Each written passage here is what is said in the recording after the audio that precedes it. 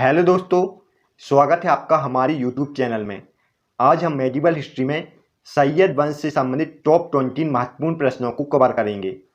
तो चलते हैं सेशन की ओर। पहला प्रश्न है, दिल्ली सल्तनत पर सैयद वंश की स्थापना किसने की थी? खिज्र खान ने। खिज्र खान ने दिल्ली सल्तनत पर सैयद वंश की नींव डाली थी। नेक्स्ट, सैयद वंश का कार्यकाल कब से लेकर कब तक चला था? राइट आंसर है 1414 से 1451 ईस्वी के मध्य तक। वैसे तो दिल्ली सल्तनत में कुल 5 वंश हुए। यह कौन कौन सी वंश है? यह है गुलाम वंश, खिलजी वंश, तुगलक वंश, सैयद वंश और लोदी वंश। सैयद वंश का कार्यकाल 1414 से 1451 ईस्वी के मध्य में था। यह है सैयद वंश के शासक। सैयद वंश की स्थापना खिज्र खां करता है। खिज्र खां के बाद मुबारक शाह, मोहम्मद शाह और आलम शाह शासक हुए। इस वंश का अंतिम शासक आलम शाह था।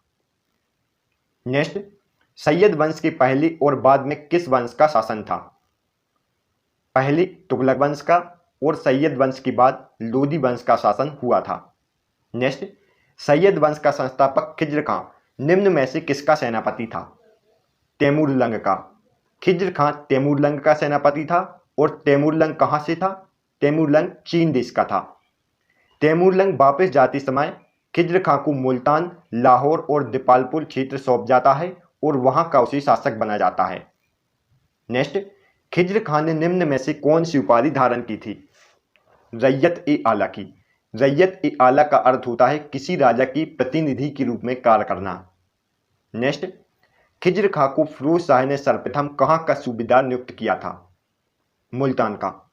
खिज्र खां को फिरोज शाह ने सर्वप्रथम मुल्तान का सूबेदार बनाया था। नेक्स्ट, दिल्ली सल्तनत के किस शासक ने अपने नाम के सिक्के नहीं चलवाए थे? खिज्र खां ने। खिज्र खां ने न अपने नाम के सिक्के चलवाए और न अपने नाम की खुतबे पढ़वाए थे। नेक्स्ट, सैयद वंश में खिज्र खां के बाद कौन शासक बना था? मुबारक शाह।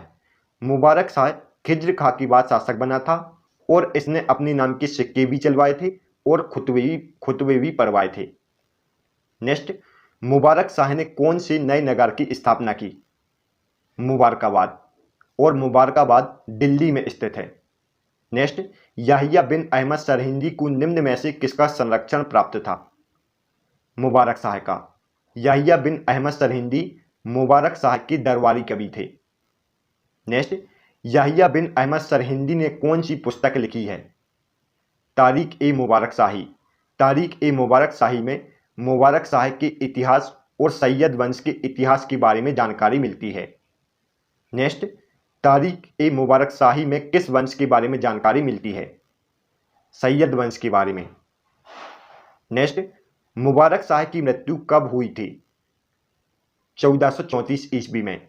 मुबारक शाह की मृत्यु 1434 ईस्वी में हुई थी और यह कब शासक बना था? 1421 ईस्वी में। नेक्स्ट, मुबारक शाह की हत्या किसने की थी? सरवर उल मुल्क ने।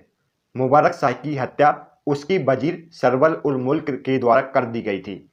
मुबारक शाह का शासनकाल 1421 से 1434 ईस्वी के मध्य में था। नेक्स्ट, मुबारक शाह के बाद सैयद वंश का शासक कौन बनता है? मोहम्मद शाह।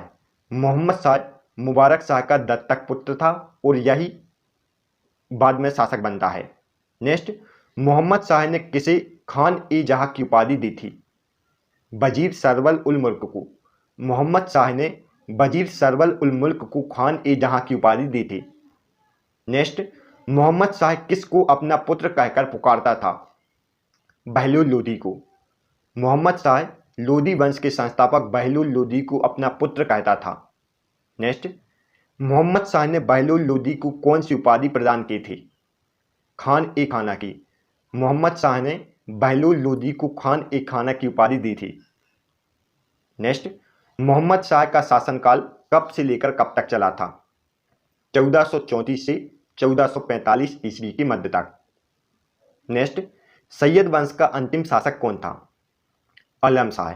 सैयद वंश का अंतिम शासक आलम शाह था, जिसका शासनकाल 1445 से 1451 ईस्वी के मध्य में था। इसके बाद दिल्ली सल्तनत पर लोदी वंश का शासन हो जाता है। नेक्स्ट, सल्तनत काल में शासन करने वाला एकमात्र शिया वंश कौन था? सैयद वंश। सल्तनत काल में एकमात्र शासन करने वाला शिया वंश सैयद वंश था। नेक्स्ट, सैयद वंश ने दिल्ली सल्तनत पर कुल कितने वर्षों तक शासन किया था? लगभग 37 वर्षों तक।